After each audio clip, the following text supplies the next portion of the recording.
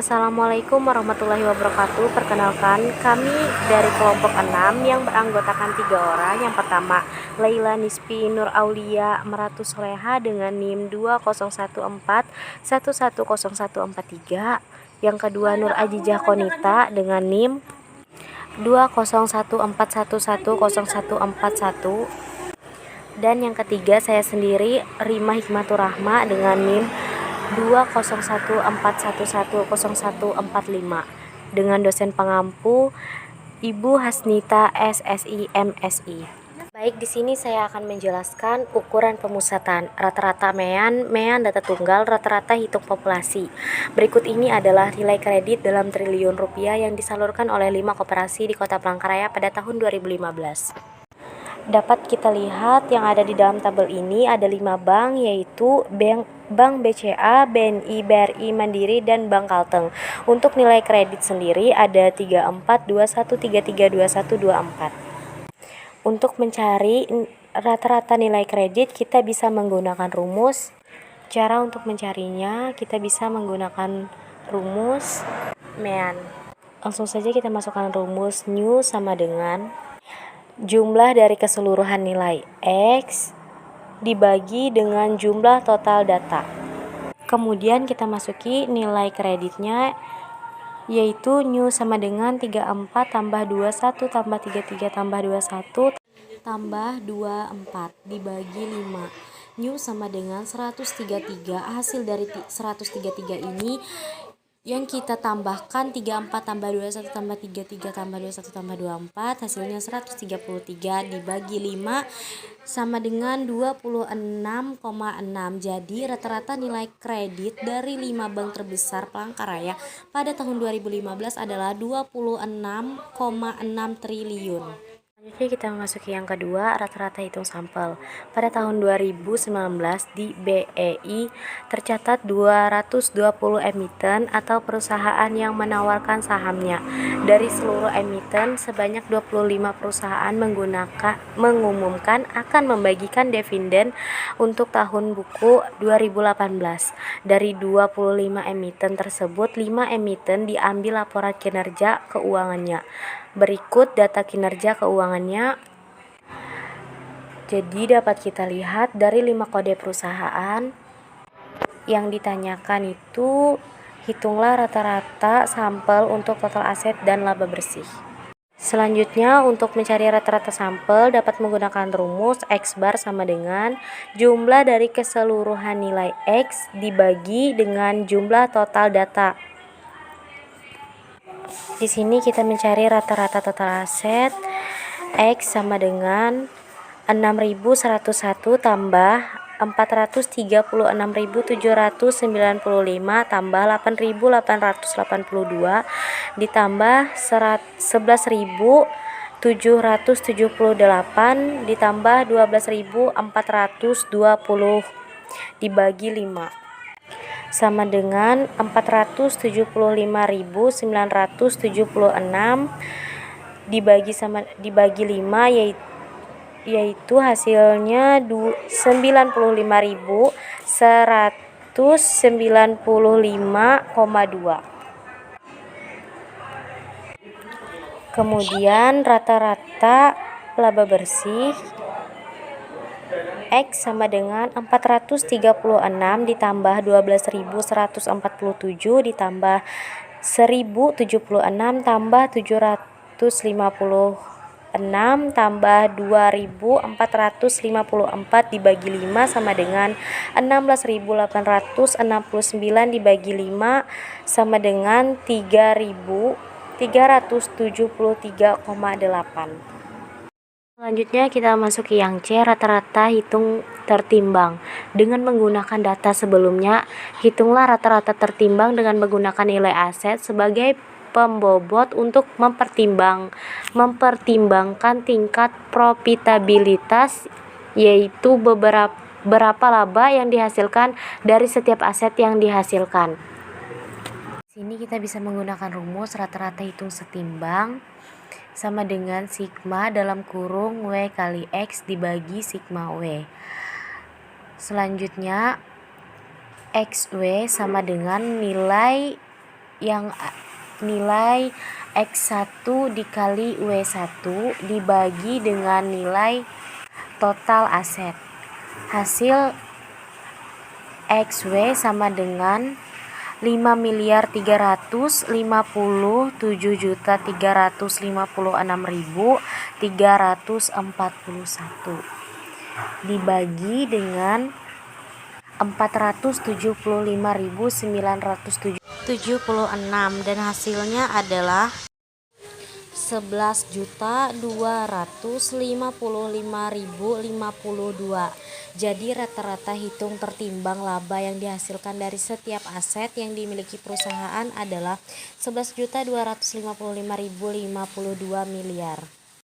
Baik, selanjutnya kita memasuki contoh soal yang kedua, mean data berkelompok. Berikut ini adalah data yang sudah dikelompokkan dari 20 saham pilihan. Buatlah nilai rata-rata untuk harga saham pilihan tersebut. Kita bisa melihat dari tabel ini ada nilai interval, nilai tengah dalam kurung X, dan frekuensi. Kita bisa menggunakan rumus X sama dengan sigma FI dan XI dibagi dengan N. X sama dengan nilai tengah dikali sama frekuensi. Nah, dibagi 20. Dapat nilai tengah itu dari nilai interval di jumlah semua yang ada di dalam kolom. X sama dengan hasilnya X sama dengan 9.670 dibagi 20 sama dengan 4.083,5. Median data tidak berkelompok ada dua, yaitu data ganjil dan data genap. Di sini saya akan menjelaskan data ganjil terlebih dahulu. Kita bisa melihat di dalam tabel ini ada nama perusahaan, aset, dan laba bersih. Cara untuk mencari median dari data dalam kurung 7 plus 1 dibagi 2 sama dengan 4, artinya letak median ada pada data aset 4.090 M dan laba bersih 392. Kemudian data genap, kita bisa melihat di dalam tabel ada maskapai dan jumlah. Data genap untuk mencari mediannya yaitu dalam kurung 6 plus 1 dibagi 2 sama dengan 3,5, artinya letak median ada pada data nomor 3,5. Nilai median 3,5 terletak antara nomor 3 dan 4. Maka nilai data nomor 3 ditambah nilai data nomor 4 lalu dibagi 2 dalam kurung 8 plus 6 dibagi 2 sama dengan 7. Maka nilai median adalah 7. Data berkelompok dari tabel 20 harga saham pilihan di bawah, tentu letak dan nilai mediannya bisa kita lihat dalam tabel. Ada interval, frekuensi, tepi kelas, frekuensi kumulatif. Letak median sama dengan dalam kurung 20 plus 1 dibagi 2 hasilnya 10,5, artinya median berada frekuensi 10,5 dengan interval 448 sampai 591. Untuk menentukan nilai mediannya, maka kita melakukan interpolasi sebagai berikut. Kita bisa menggunakan rumus defisiasi rata-rata sama dengan L tambah N per 2 dikurang CF dikali T dikali I, dibagi F. Jadi defisiasi rata-rata sama dengan 4.047,5 itu hasil dari L ditambah 20 hasil dari N dibagi 2 dikurang 7 per 9 dikali 144. Jadi hasilnya adalah 4.447,5 ditambah 3 per 9. Hasil dari 3 adalah 20 per 2 dikurang 7, dapatnya 3 dikali 144 sama dengan 4.095,5. Dari tabel 20 harga saham pilihan di bawah ini tentukan nilai modusnya. Kita bisa melihat di dalam tabel ada nilai interval, frekuensi, dan tepi kelas. Kita bisa menggunakan rumus defisiasi rata-rata sama dengan L tambah D1 per D1 tambah D2 dikali I. Defisiasi rata-rata sama dengan 4047,5 ditambah 4 dibagi 4 tambah 6 dikali 144 sama dengan 5005,1. Jadi modusnya adalah 5005,1, yaitu nilai saham yang paling sering muncul. Selanjutnya, varians dan defisiasi akan dijelaskan oleh Nur Ajijah Wanita. Di sini saya ingin menjelaskan penyelesaian soal nomor 1 tentang mencari rata-rata dengan soal 6 ditambah 2 ditambah 4,5 ditambah buka kurung min 4,65 tutup kurung ditambah buka kurung min 1,2 tutup kurung dibagi 5 sama dengan 6,65 dibagi 5 lagi sama dengan 1,33.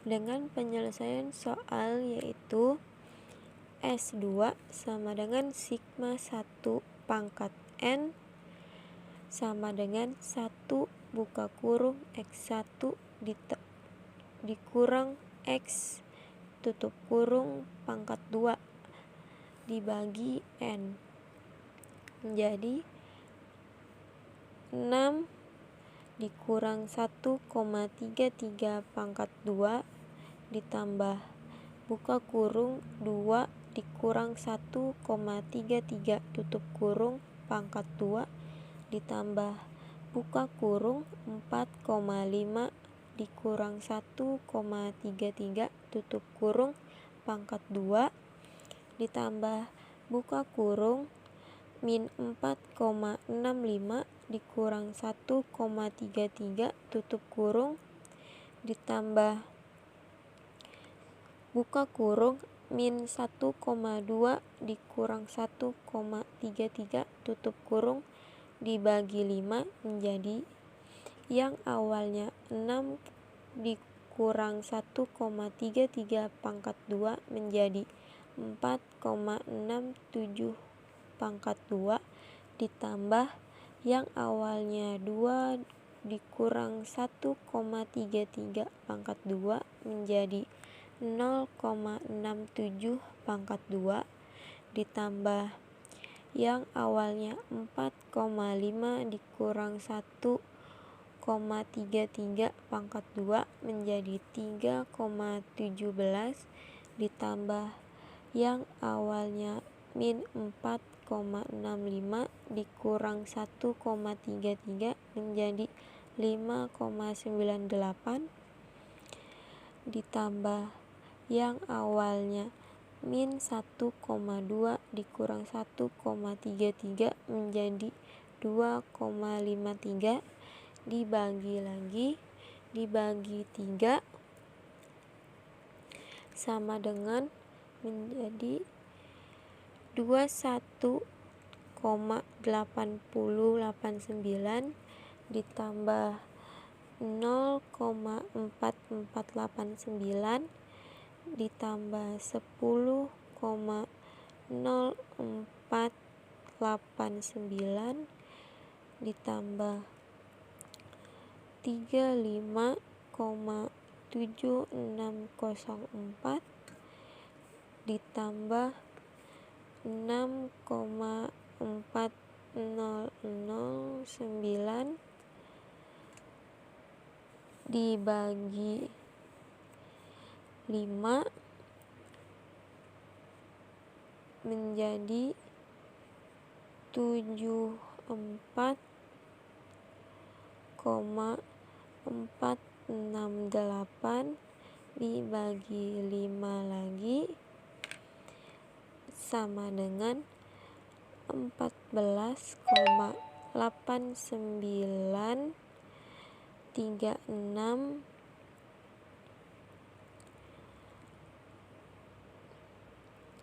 Ini adalah varians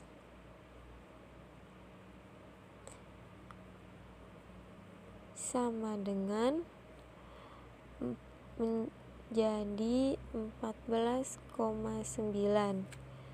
Standar deviasinya yaitu akar 14,9 menjadi 3,86. Komentarnya, data tersebut merupakan data tunggal tahun yang ada pada tabel tersebut, bukan termaksud data, hanya memberikan panduan terhadap data yang akan digunakan. Jadi, data yang ada di tabel tersebut merupakan data tunggal dan mengerjakan varian dan standar deviasi menggunakan rumus data tunggal. Di sini saya akan melanjutkan penjelasan dari Azizah tentang pembahasan soal nomor 2, yaitu penelitian dilakukan untuk mengetahui sebaran data ujian nilai statistik pada kelas perbankan syariah. Dari 250 mahasiswa diambil 100 sampel yang akan digunakan dalam penelitian. Hitunglah varians dan standar deviasinya. Bisa kita lihat pada tabel ini ada nilai interval dan frekuensi. Langsung saja kita akan mencari jawabannya. Cara yang pertama yaitu kita harus mencari nilai tengahnya terlebih dahulu. Cara mencari nilai tengah yaitu angka yang ada di interval harus kita jumlahkan. Contohnya pada kolom yang pertama ada angka 61 sampai 67, berarti 61 ditambah 67 dibagi 2. 61 ditambah 67 hasilnya 128 dibagi 2 adalah 64. Dan kita mendapatkan nilai tengahnya yaitu 64. Selanjutnya, cara yang kedua yaitu kita harus mencari nilai fx, artinya f dikali x, frekuensi dikali dengan nilai tengah. Contohnya yaitu pada kolom yang pertama, 16 dikali 64 adalah hasilnya 1024. Dan kolom yang kedua, ketiga, keempat, kelima kita kalikan dengan frekuensi dan nilai tengahnya, dan hasilnya menjadi fx. Setelah itu pada kolom fx kita jumlahkan semua dan hasilnya adalah 5120. Setelah mendapatkan nilai fx-nya, kita harus mencari deviasi rata-ratanya, yaitu mu sama dengan sigma dikali fx dibagi dengan jumlah datanya yang ada di frekuensi, sama menjadi 5120 dibagi dengan jumlah datanya, yaitu semua angka yang ada di frekuensi ditambahkan dan hasilnya adalah 66. 5120 dibagi 66 hasilnya adalah 77,6. Selanjutnya kita akan mencari x dikurang mu.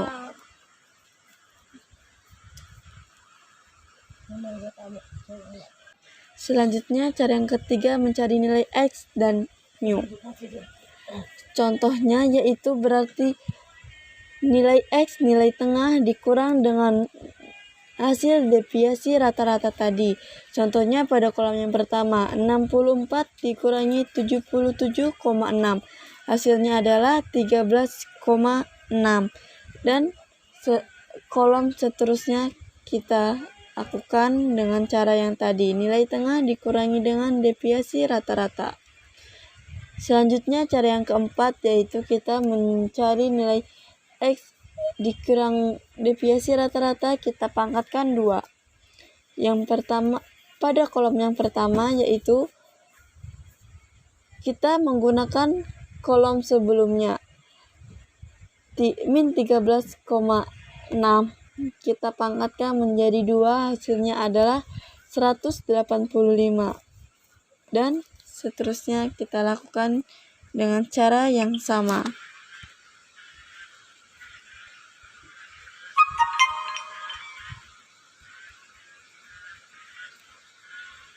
Selanjutnya, pada kolom yang terakhir, cara terakhir adalah X dikali X kurang mu. Setelah pada kolom sebelumnya kita telah mendapatkan X dikurang mu pangkat 2. Berarti kita tinggal mengkalikan dengan X-nya saja. Berarti pada kolom yang pertama 185 dikali dengan 16. Hasilnya adalah 2960, dan seterusnya kita lakukan sampai kolom yang terakhir. Dan kita jumlahkan semuanya, mendapatkan hasilnya adalah 7.143,32. Setelah itu, kita baru dapat mencari variansnya dengan menggunakan rumus S pangkat 2 sama dengan F sigma F dikali X dikurang mu pangkat 2 dibagi dengan N kurang 1. Kita telah mendapatkan F dikali X dikurang mu pangkat 2 adalah 7.143,32, dan N-nya adalah jumlah data yang ada di frekuensinya dikurang 1. Berarti 66 dikurang 1. Dan hasilnya adalah 109,9. Dan kita bulatkan menjadi 109. Maka variansnya adalah 100. Selanjutnya kita akan mencari standar deviasinya. Standar deviasinya kita hanya menggunakan jawaban yang ada di varians, yaitu kita akarkan. Akar dari 100 adalah 10. Berarti standar deviasinya adalah 10. Demikian soal pembahasan yang dapat kami jelaskan. Mohon maaf bila ada salah kata, salah pengucapan. Kami akhiri sampai di sini. Wassalamualaikum warahmatullahi wabarakatuh.